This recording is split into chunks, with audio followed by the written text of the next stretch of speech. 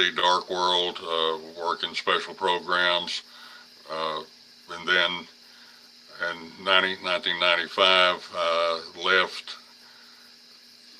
that of my own accord to open up a firearms training academy on the southwest side of Fort Worth.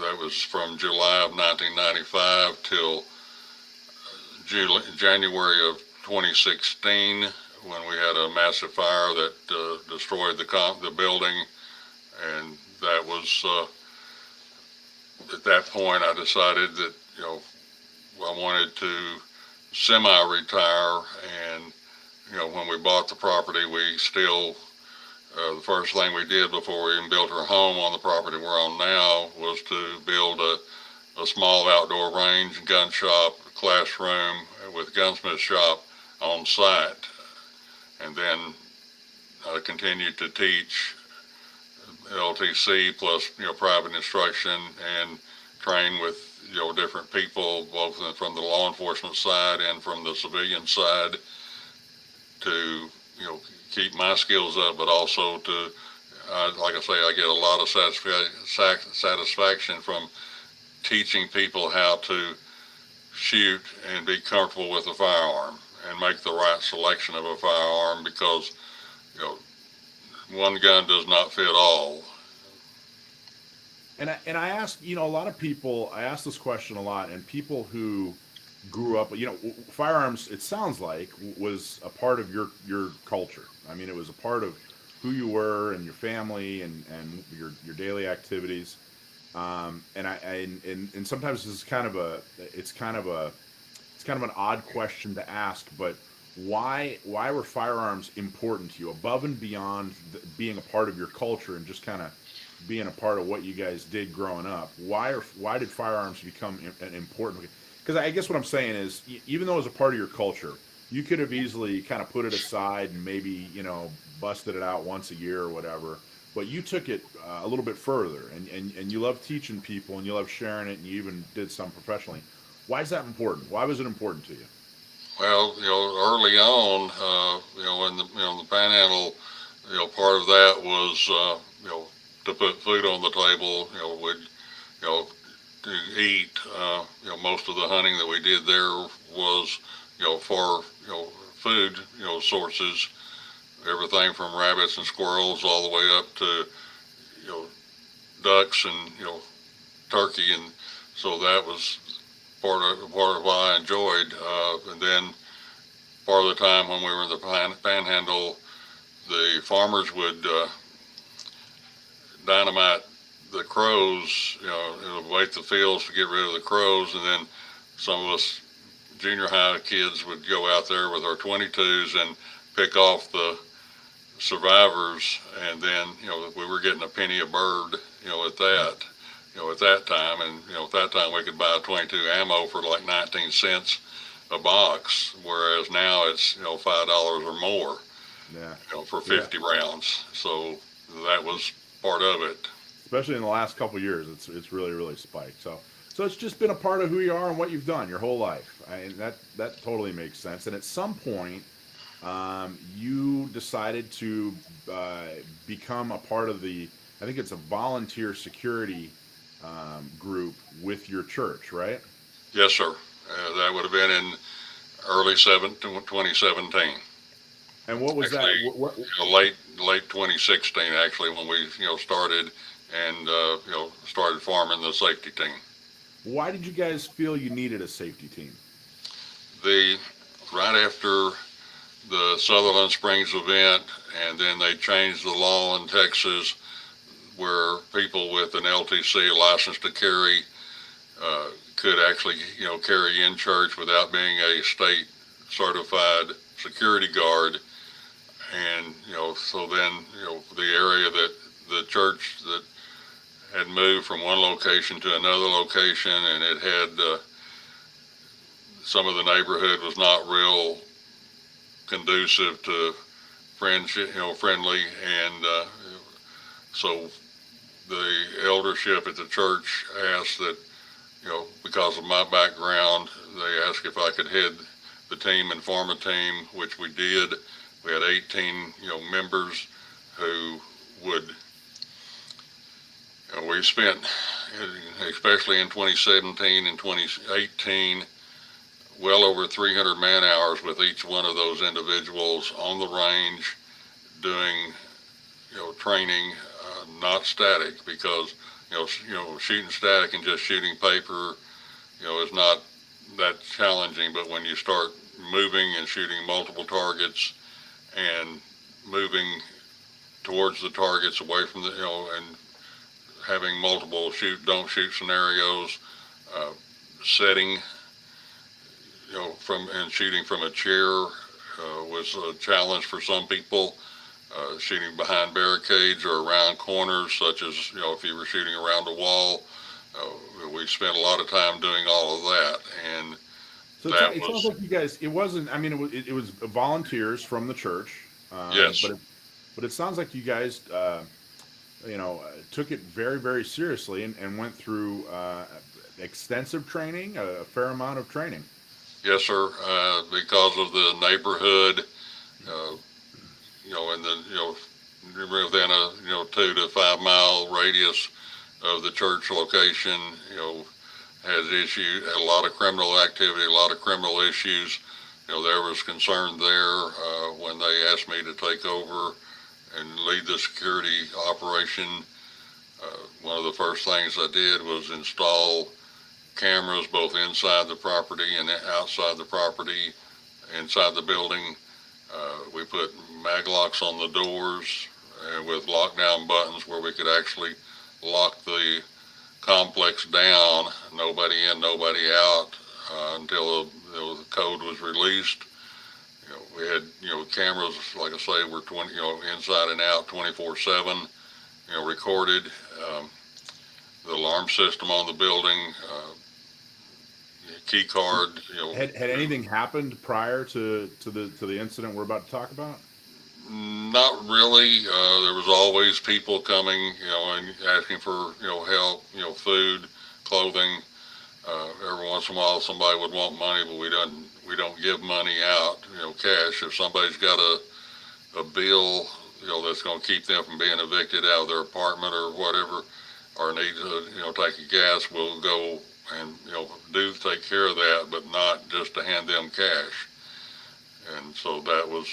So you, like every church, you guys would help the community, and people would people in need would sometimes come by, but there was still probably an element in the community of criminals here and there, but you guys did what you could and respected your own safety and security. Right. Yeah, it makes sense. But nothing really had happened up until then, and it's hard to.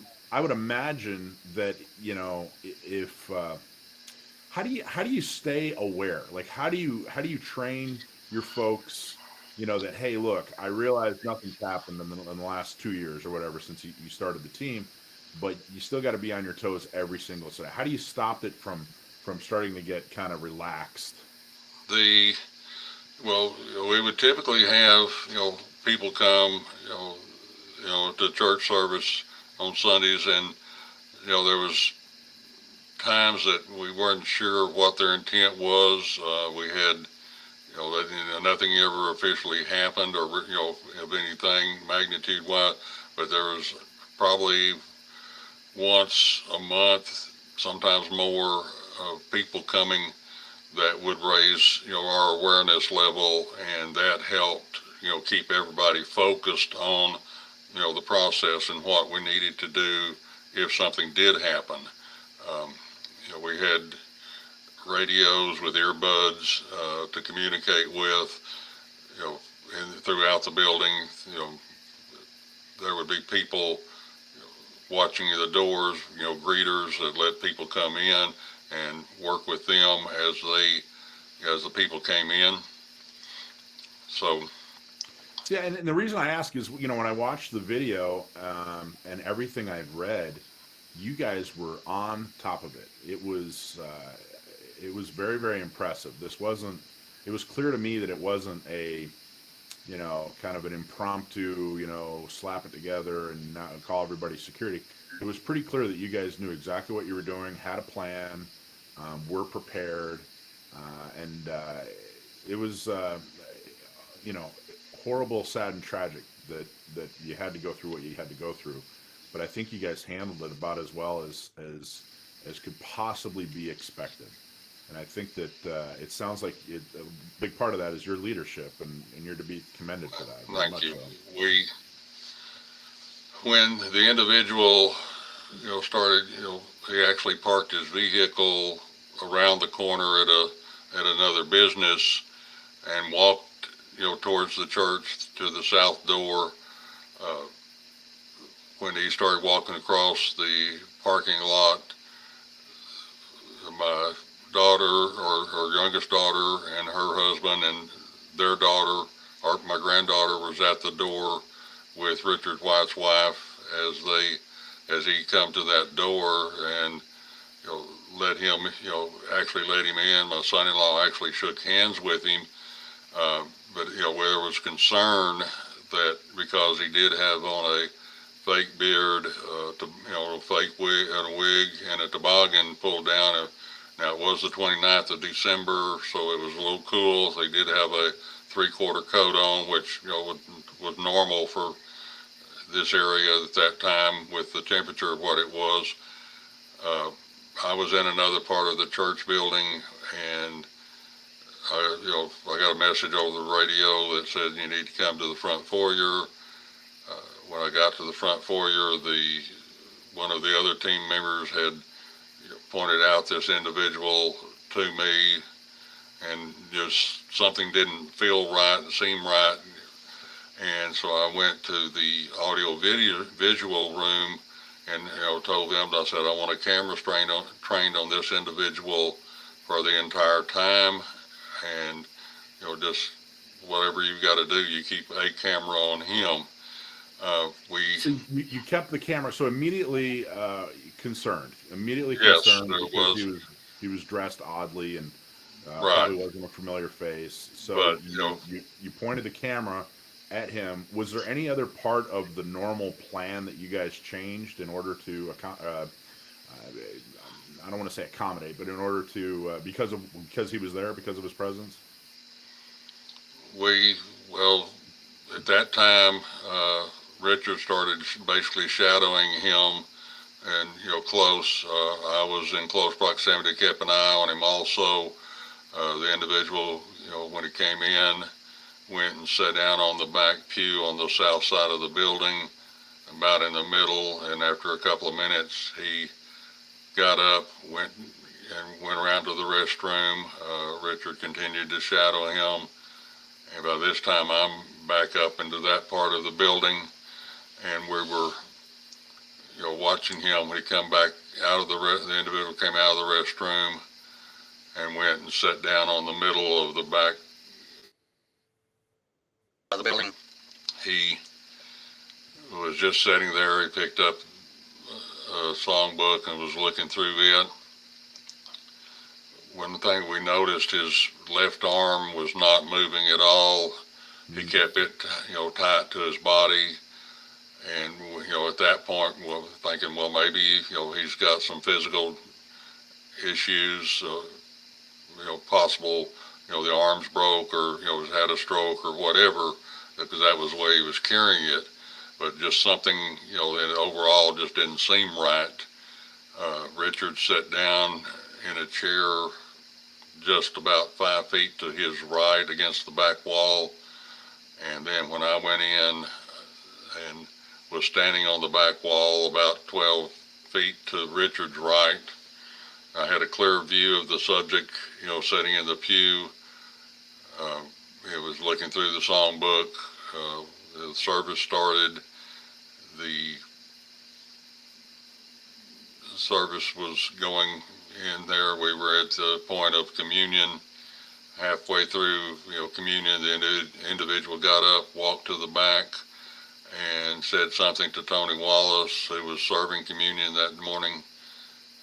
Then, Tony suggested, motion for him to go sit back down. He went back and sat down a minute or two.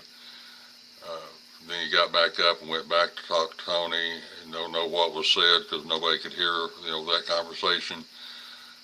He went back and finally sat down, but he sat more towards the end of the pew rather than in the middle where he had been. At that point, I had motioned to Richard that we got to, keep, eyes on him, and, motion to, watch him. And about that time, the individual stood up and had produced the shotgun out from underneath his coat. Richard hollered at him to drop the gun. And at that instant is when he shot Richard. He shot Richard first at about 20 feet with a 12-gauge slug. Then racked the shotgun. It was a legal shotgun with a pistol grip. Immediately turned and shot Tony Wallace at about a 5-foot, spacing with 9-pellet double-aught buck. And he racked the shotgun again and was started towards the front of the auditorium. And evidently he caught some of my. He halfway turned to me, and I had the individuals between him and myself, and I was worried about, collateral damage or hitting, one of the women or the children that was there. He stopped, we kind of halfway froze for a second, and basically I teach do not do headshots unless that's all you have. And at that point, that was the only thing I was comfortable with. I was very cautious in my aim, and pulled the trigger one shot. When my round hit him, he right about this area here on his face, right below his left eye.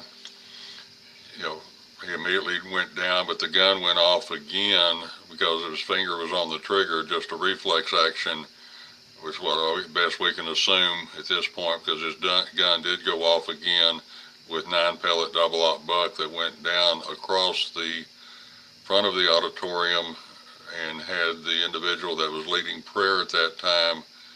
As he was dropping, he actually said he saw the muzzle flash of the gun as he was dropping to the floor. And had he not dropped, he would have been struck by that third, discharge of the shotgun. The individual obviously came in with full intent for evil because he had 7 more rounds in the gun and 3 more in his pocket. He was using, the first 3 rounds were 2 3/4 inch. First one was 12-gauge slug. The next 2 were double-aught buck. But what he had left in the gun and in his pocket was the little, what they call minis. They're 1 3/4 inch shotgun shells that all of those were slugs. So he came in with full intent to do evil, when he, for whatever reason. So he, and by the way, I'm extremely sorry for the passing of your 2 friends. It sounds like that it's horrible that happened, and it sounds like they were amazing guys for volunteering to be security for other people. Right. So I'm very, very sorry. Thank you. I hope that their families and their friends, found peace, because that's what a horrible experience. I hope they're okay. Once, he went down, I immediately went over and, pulled the shotgun back from him. He was on a decline, the floor was on a decline going down towards the front. He made no attempt to get up, and by the time I got around to where he was at, there was 5 or 6 other team members that with their guns out on him also. What we did realize is from the time he stood and pulled the gun and turned with the gun until he was down was a total of 6 seconds. And that's how fast events can change, in a person's life. I lost 2 real good friends in that time frame, this individual, like I say, came in with full evil intent. He's down, and there was no other shooters. We were some of the people, some of the team members were actually making sure there was no other people with him, or that was trying to do any more harm to the church than what was done. One of the things that stands out when you watch the video is that in a conflict situation, people are going to do one of three things: fight, flight, or freeze. And in that video, you actually see all three of those events. The fight, those that were fighting; the flight, people get up immediately after the first shot, start running towards the exit, and others just freeze like it was, they didn't understand what was going on at all. We had conversations to tell the congregation to, if anything did happen, to get down underneath the pews. We had full pews, to give some protection. The round that hit Richard, the 12 gauge slug, actually went totally through him, hit an I-beam that was for building support that was behind a sheetrock wall covering, and it ricocheted, and the back of the auditorium was kind of like a semicircle, and the round went all the way to the other side of the building, bounced off the wall 3 times. Now, part of where it ended up was possibly from it being kicked when people were leaving and trying to get out of the auditorium, but it did hit the actual wall 3 times after it ricocheted off that I-beam. Wow. So let's go back to the fight, flight, or freeze. When things started happening, and you were able to recognize what was going on and react, and it sounded like you were doing analysis during that time, that hey, there are people, and headshots, and that's all I have, and calmly, and do you actually remember? Do you remember thinking during that time period? Do you remember what thoughts were actually going through your head? No, it was an instinctive, once, because as Richard was trying to draw his gun, I had my gun out, and I had taken a stance, but I was watching the people. Basically, because of our training, the instinctive reactions more or less took over. Trying to, how do we, stop this threat? And since he had already shot 2 individuals, that left me with only one option, and that is to try to take him out, with a round. And watching the videos now, 6 seconds is a long time, and it's also a short time, because from the time he shot both Richard and Tony to where I shot him was, it had taken probably 5-6 steps. My shot was 46 feet. 46 foot headshot in the middle Yes. of all that chaos is. I think that most people would say that. I think that before this incident, most people would say that that's as near an impossible thing to accomplish as you can get, without being completely and totally impossible. What do you attribute, and what are you most thankful for when it comes to your training? Well, what do you attribute how did you do it? What do you attribute that success to? continual practice and mindset. But, on that particular situation, yes, I practice and I train, but I'm also well aware that God's hand was on mine when I pulled the trigger. I've tried, repeatedly on the range, to duplicate that, and I can get close, but not, continue. Most of the time I can do it, but not continually. And, I do know that, that God's hand was on mine, when I pulled that round, when I shot that round. So in the last 2 years since this incident, you've tried to duplicate that shot in a controlled environment on a range, Right. and with I guess what varying success, not It, 100%. probably, 70 to 80%, be able to do that, at that Wow. distance. There's been other people on the range, both civilian and law enforcement, and we kind of, becomes a challenge when we're on the range, working with people. They say, well, I want to try that, so we do try that, and it's it's a lot tougher than most people think to Yeah, take well, the I hit. I think it sounds extremely tough, especially with, I mean, the handgun you were using was, I'm assuming, had a 5-inch barrel, 4-inch barrel. 4-inch barrel. It's a Sig P229 N357 Sig, with a, and I carry a Barstow 357 Sig barrel in my gun, and I'm now, that is my primary carry that I carry on a regular daily business. So when you tried the shot afterwards, what do you think about that? The fact that you can make it about 70, maybe 80% of the time, but that day when you had to make it, you made it. What goes through your head when you think about that? Um, that, the training and the mindset, pays off. Like I say, I spent 6 years in the Texas Army National Guard. We did a lot of firearms training there, mostly with long gun, not handgun.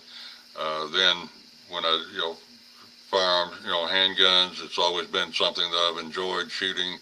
And then when I was on the sheriff's department, I started carrying initially a revolver, transferred, changed over to a semi, and then continually, practice, train with that. And what was it like? I know after that it was probably a blur. You had to give statements and talk to law enforcement, and all kinds of stuff happened. And then, of course, you had to deal with the loss of your friends. But The, go ahead. what was it like the next day when you woke up the next day? What was it like? Uh, it was what I said the day that it happened, and what I continue to say even, at this point in time, is, first off, is I didn't kill a human being. I took out evil, and that's how, that was my mindset then. It's still my mindset. Um, there was the individual, what we found out after the fact, had, the church had helped him off and on for about 7 years, or a little bit under 7 years, giving him food, giving him some clothing sometime, but he would always, push and, wanting money, wanting cash, and, like I said earlier, they wouldn't give it to him, but he'd always get upset and storm out, and uh, whether that was part of the reason why he came in that way or not, I don't know. He, we may never know, but other than he came in with full evil intent, and I took out evil. I didn't. It was not that I shot a human being, because of that mindset. Training, is a big part. Practicing drawing and firing. Some of the things that we would practice on with the team members, and even, as late as 3 weeks ago, a couple of our grandkids were out on the range, and they were practicing, carrying concealed, and then producing the gun, shooting, and then reholstering, going back to a relaxed mode. They both did 50 rounds, just practicing that way, drawing it, shooting one round, reholster, drawing it, shoot one round, reholster, for a full 50 rounds each.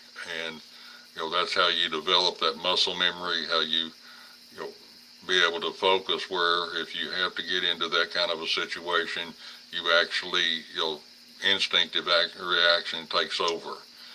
And that's what part Well, of what you're I also, teach. for every interview I've seen and talking to you here tonight, you're a phenomenally calm person. Very even keeled, calm person. Is that have you been that way your whole life, or I mean, it seems like that's what it takes to be successful in the situation you were in. Pretty much, yes, sir. I've dealt, like I say, in my early career was working, you know, with, special projects and, the dark world on aircraft. Then when we started the gun range and the training academy in '95, it was what we tried to focus. I had up to 12 employees and 7 instructors, firearms instructors, that we would work with individuals to get them to that comfortable mindset where if they felt and knew that if they had to, they could be able to draw and shoot. Uh, we would have times that we would have, just special classes in the range.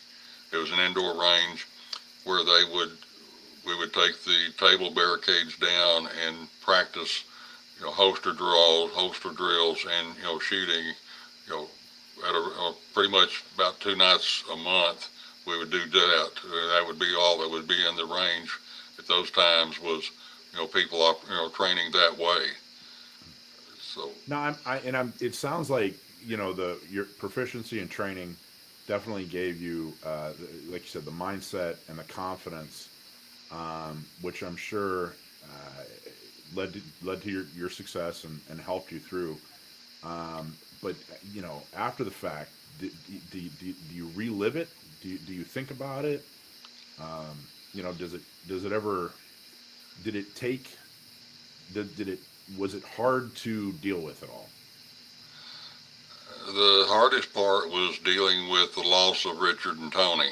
Um, Yeah. See, a lot of people don't understand that in that congregation, my wife and I have known them for well over 55 years. We've been married 53 plus, and 2 of the women in that congregation gave us our wedding shower before we got married. So, there's a lot of, personal friendship and relationship with the members of that congregation. Plus, on any given Sunday, there's anywhere from 16 to 20, 15 to 25 blood family members there also. That particular day there was 16. So it's not only protecting the congregation as a whole, but, family also. Like I said earlier, my son-in-law and my daughter and their daughter actually, you know, spoke with the individual when he came in the building. So So it was. how has it how has the or I guess what advice would you give to people? And I want to talk about the legal aspects of it in just a minute. But before we get there, the dealing with it, the mental aspects, that sort of thing. What advice would you give people for handling the aftermath of a situation like this? The Everyone deals with things differently, and I understand that, and I respect that. You have to, once you make the decision that you're going to, carry a gun, get a license, a concealed carry permit, or a license to carry, and you practice and you train, you have to understand that if once you produce it, if it doesn't stop the threat, you've got to be willing to pull the trigger, and that's part of what I teach and what I work with the individuals that I'm training is that are you of the mindset that if you have to, can you and will you be able to pull the trigger?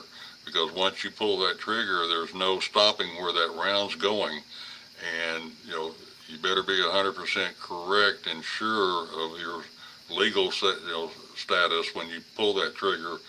But you also understand that that's not the end of it. That's the beginning of another chapter.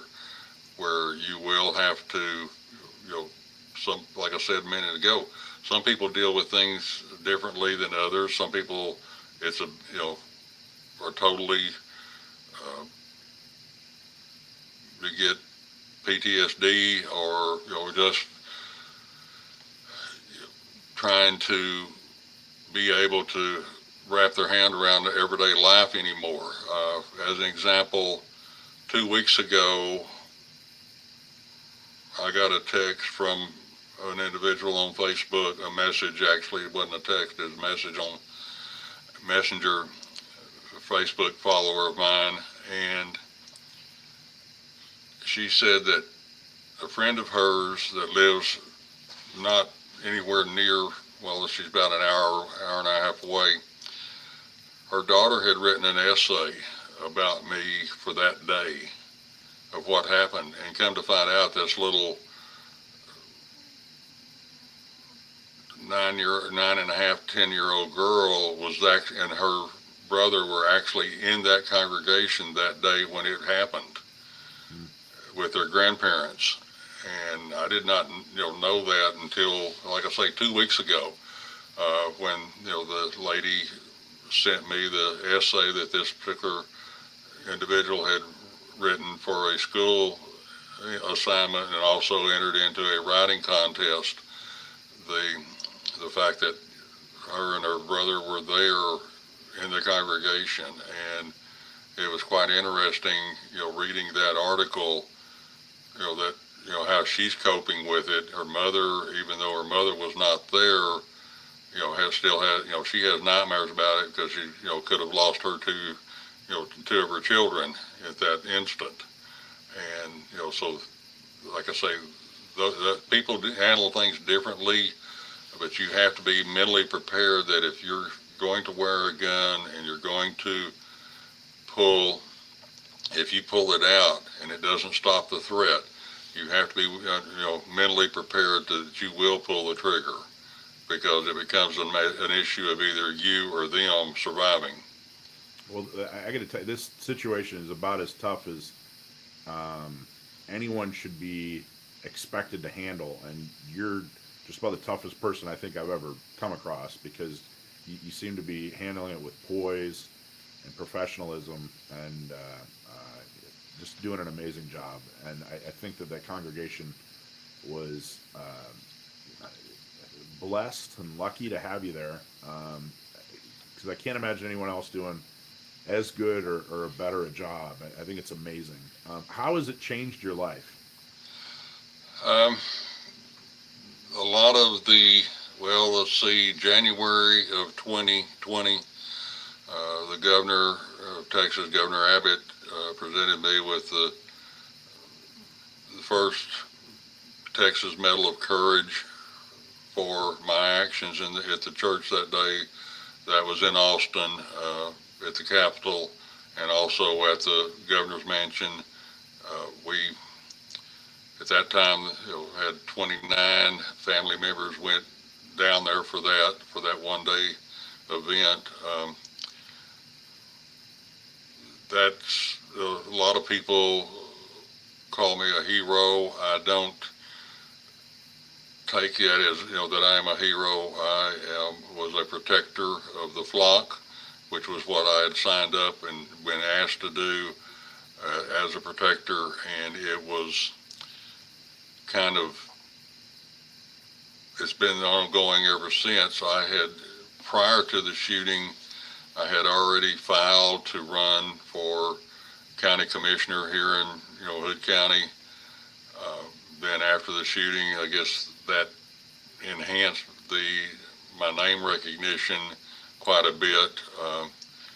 I did, there at the time in the primary there was 4 individuals running. It ended up in a runoff between one other individual and myself, and that was supposed to be in May of 2020.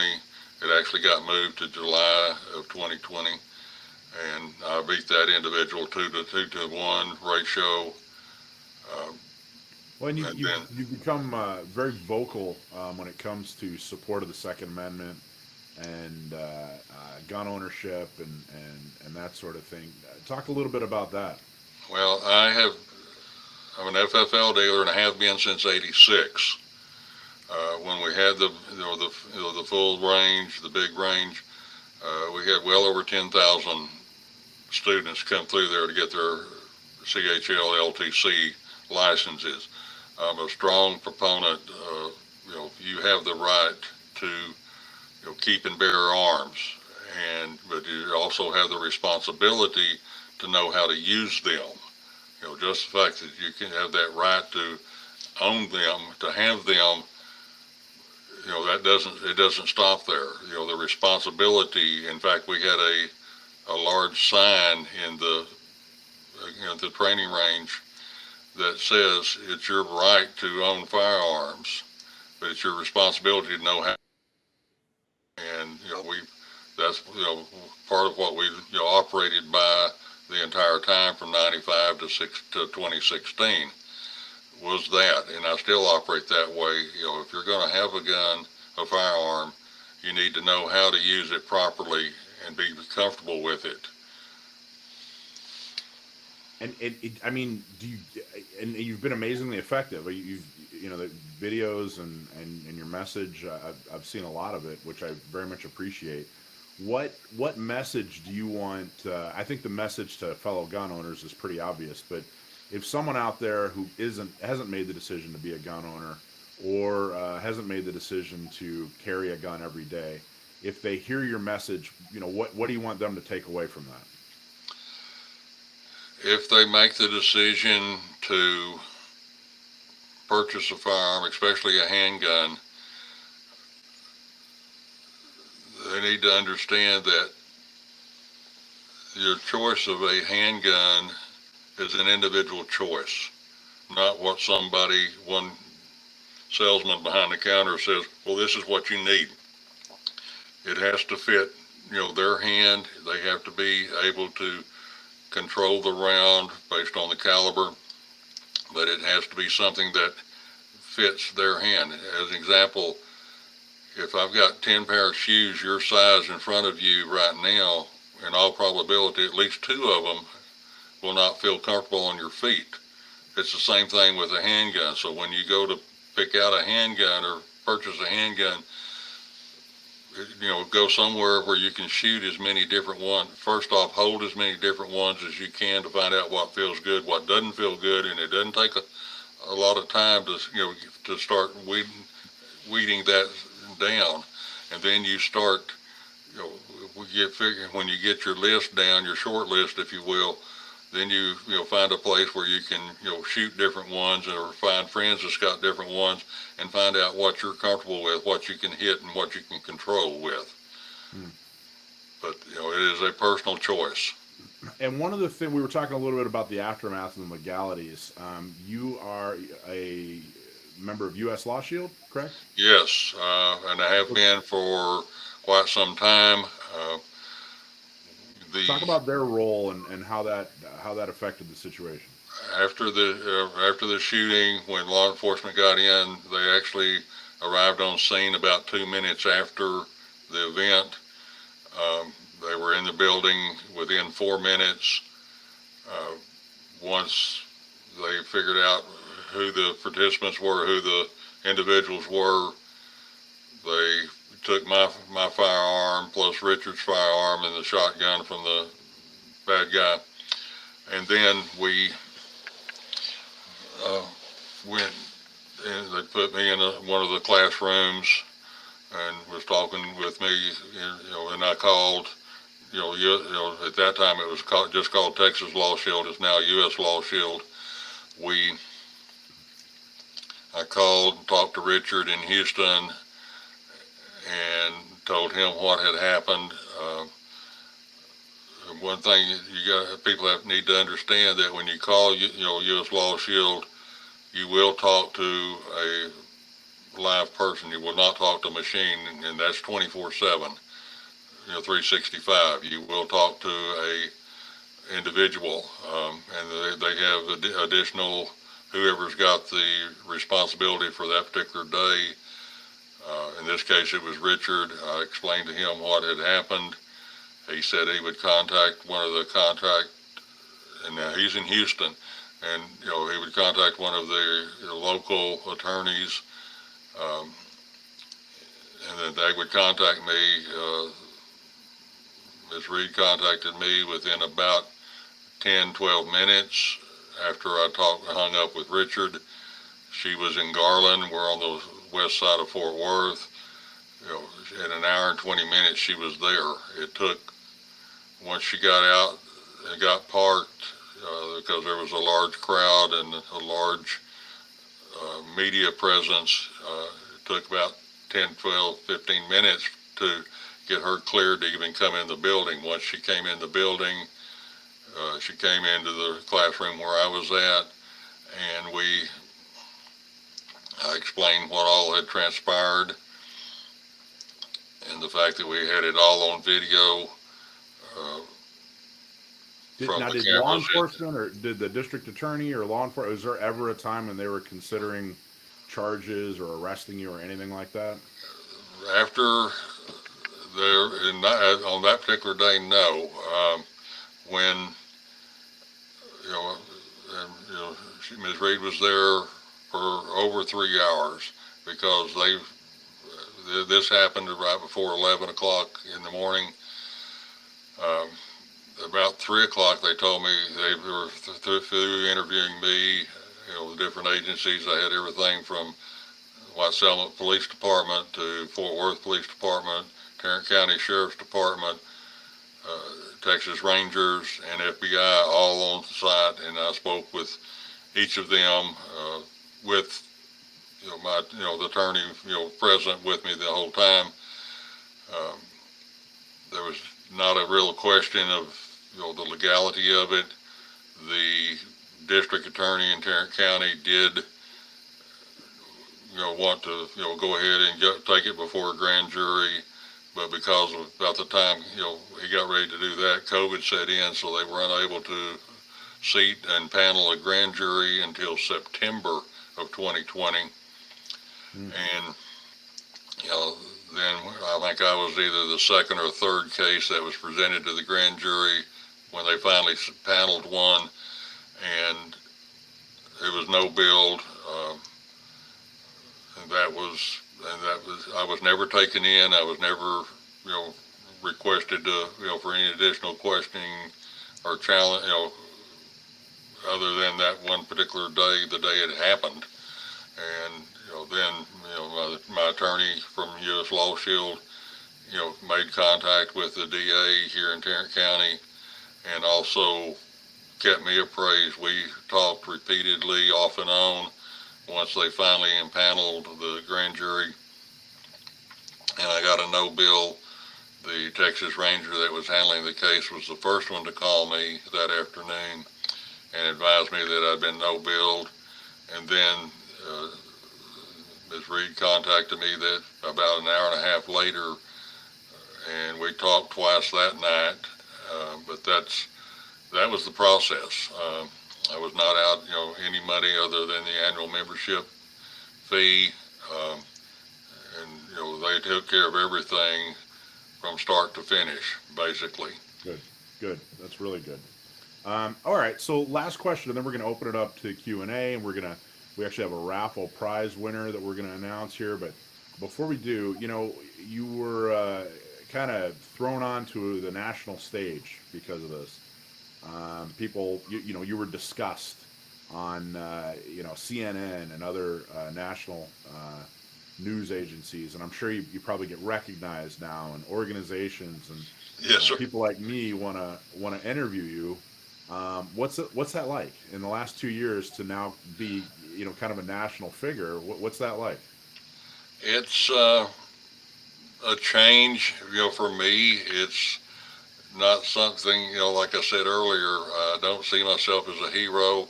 I see myself as a protector, and if I can get the message out to individuals and to churches and other organizations that basically there's no safe havens anymore, and the only one that's going to take care of you basically is you, and you have to be prepared for that. We were at a political event about a month ago, and we were there at the same event a year ago, and a lady come up to my wife and myself, and reintroduced herself to us and said that because of what had happened at the church, even though where she goes to church, there's quite a few men that are carrying. Uh, that she went and got her license, and she now carries and practices also, and so that's become more the normal than not, because people are getting the message that it's up to you to take care of yourself, to be able to protect yourself, because and not, I mean, no disrespect to law enforcement, because I've been there, but what I suggest and tell my students in classes is, if you're dialing 911, what are you doing? And most of the responses I get is, well, I'm calling for help, or I need law enforcement or whatever. I said, well, that may be true, but if it's also a situation where you need to use your firearm, or you used your firearm, basically, with all respect, you're calling for the cleanup crew, because it's either something that has already happened, past tense, or is happening then, and unless they're in your driveway, they're not going to be able to help you. So, and people start, thinking about, that gets them into the mindset of start thinking about, well, what am I going to do if? Um, I asked the question, multiple times, how do you, when you go into a restaurant, or do you, how do you sit? Where's the door in relation to where you sit? Those, we started addressing all of those things. We address when you go to the grocery store, you go to Walmart, or you go to the mall, or whatever. Do you look before you get out of the car, and when you get into the car? Situational awareness is key to being prepared if something goes bad. And that's one of the things we stress. As far as the notoriety, yeah, it is a different from things in my life in the past. I turned 73 in this past September. I'm now elected to county commissioner since as of the 1st of January of this year of 2021. People, when we do go to different events, it's almost immediate recognition. So that is part of it now. That's part of our life. Yeah. And we adapted to it, and we adapt, to the changes. Well, I appreciate you very much taking the time to talk with all of us. I know,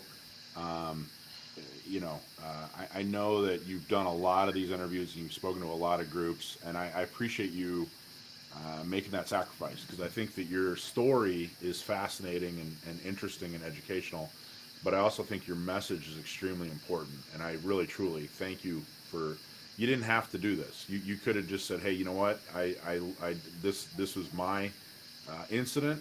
It happened to me, and everyone just go away. And I think that you decided that, hey, you're going to show some leadership and get the message out there. And I truly appreciate that decision, and that the sacrifices that you and your family have made for this. And thank you for doing that.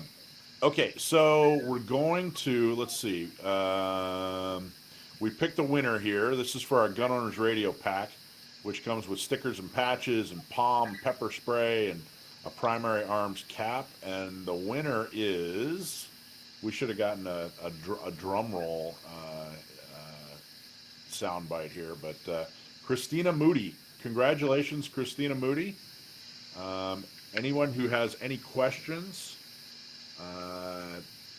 let us know. Put it in the chat. Rich is manning the chat there.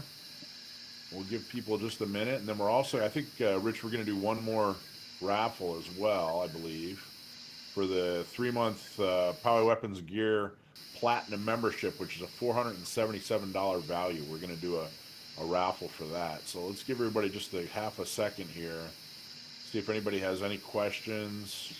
Rich is going to let me know if anyone has any questions. And what's the most, while we're waiting to see if any of the audience has questions, what's the most common question you get asked, Jack? If you are put in that situation again, how would you react? Wow. And my response is I would react the same way. Uh, when I was in law enforcement, on the street, uh, produced my weapon 4 times, never had to pull the trigger because it stopped the threat or stopped the situation. But, again, given that if it was to, happen again, if I'm put in that same, that's a similar situation or that, a life or death situation, would I react the same way. Now, you talked a little bit about some hunting and some of the shooting sports that you've done throughout your life, and someone wants to know if you're into a particular shooting sport or hunting currently, or, 3-gun or IPSC or any kind of competition Not shooting. into any, shooting competition. I enjoy hunting, deer hunting, bird hunting, rabbit. I do that, so that is, and I also just enjoy going to, the range and, shooting both handguns and long guns. You know, when I was in the, DOD world, a lot of times there was a lot of stress. That was my release as far as come home and go and, shoot, a little bit. I enjoy going, shooting. In the last 3 weeks, I've shot 5 times at different, both handguns and one long gun. Just get to go practice and keep myself proficient because it is something that you have to keep practicing and to maintain your proficiency. Now, are you loyal to SIG? Or is that one of many that you have? I own 9 SIG pistols. I've got a couple of Glocks. I've got a couple of Smiths. I've got 5 Smiths, I guess, revolvers. But my loyalty is SIG because that's what fits my hand, what feels comfortable to me. That's what, back to what I was talking earlier. It is an individual choice. My 229, and I've got a SIG P320 AXG Classic that I have from SIG that I am breaking in and breaking myself into it, and at some point it probably will become my primary rather than my 229. I shoot it well, I like it, but my policy is I don't carry anything that I haven't got at least 500 rounds through, and I'm not there yet with the P320 AXG Classic, so But you're working towards it. I am. So Dean, one of our viewers, asks, how much of your military and law enforcement backgrounds played a part in your reactions? Probably quite a bit because both from the military, the 6 years, but more importantly the law enforcement and having to qualify, twice a year, become proficient. It did play a significant role in it, but also the continual practice and pushing myself to continually practice and become more proficient was as big a part of it as both my law enforcement and military background. And Francine wants to know what your favorite gun movie is. I'm sorry? Francine wants to know what your favorite gun movie is. Good and Bad and the Ugly. That's a good one. That's a good one. Without question. All right.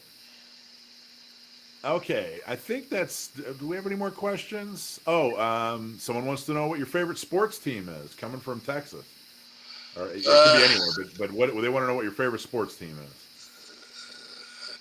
Texas A&M Aggies. is. Nice. You football guy Yeah, or yeah, yeah, football gotta primarily. be Yes. gotta be from Texas, right? Yeah. All right. Let's see. What other questions we have? Those are some good ones. All right. Okay, good. I think we're done with questions. Rich will let me know. I think we're going to do a drawing for the Power Weapons and Gear Platinum membership. Nice. Okay, the PWG winner, Jeff Jenkins, a San Diego County Gun Owners longtime member. It's a 3 month PWG, I believe. Yeah, 3 month PWG Platinum membership. That's a $500 value. Congratulations, Jeff. We'll make sure you get your membership, your platinum membership. All right. Okay. I think we're gonna wrap it up. So, Jack, I'm gonna say thank you again. Thank you Uh, again, Michael, and I appreciate the offer to speak to your people there in Southern California. I have been there on business multiple times, so you know it was nice when I was there, but that was back in the 80s and 90s. So it's I'm sure it's changed some though. See, it's changed a little bit. Still nice, but it's changed a little bit. Well, if you ever Yes, make your way back to San Diego or anywhere in the Southern California area, we'd love to, uh, let me know. And I'd love to say hello. I'd love to host you and buy you dinner and thank you for everything that you're doing. I'm well, so sorry that you had to go through this, but well, thank it's you. and I appreciate that. I mean, it's something that I volunteered for, signed up for, felt like that was God's calling for me to be in that position. And as I stated earlier, that was what needed to be done at that particular instant. And my training and my mindset, was paid off, and that's what it takes. Well, and I got to tell you, I think you're an amazing uh, representative from our community because you went through, something horrible. Um, you did exactly what needed to be done, and uh, you know the way your demeanor and the way that you talk about it, this isn't something that anybody wants. It certainly isn't glorious, and it's not something anyone hopes will happen to them. And I think that you're making that extremely clear that hey, look, this was a necessity. This is something that you had to do in order to protect innocent people. And I very much appreciate, Well, thank you. um, yeah, very much appreciate your character and your demeanor and the way you're representing the whole situation in our whole community. So thank you, Jack. Thank you. All right. All right. Okay, I think that's it. Well, thank you everybody for listening, and we're going to post this up so people can see it on our YouTube channel. And Jack, thank you so much. I hope to talk to you again. Thank you, sir. All right. Have a Good good night. night. Good night. And just pause for just a second, Jack. We got to. Rich is going to come back on, and we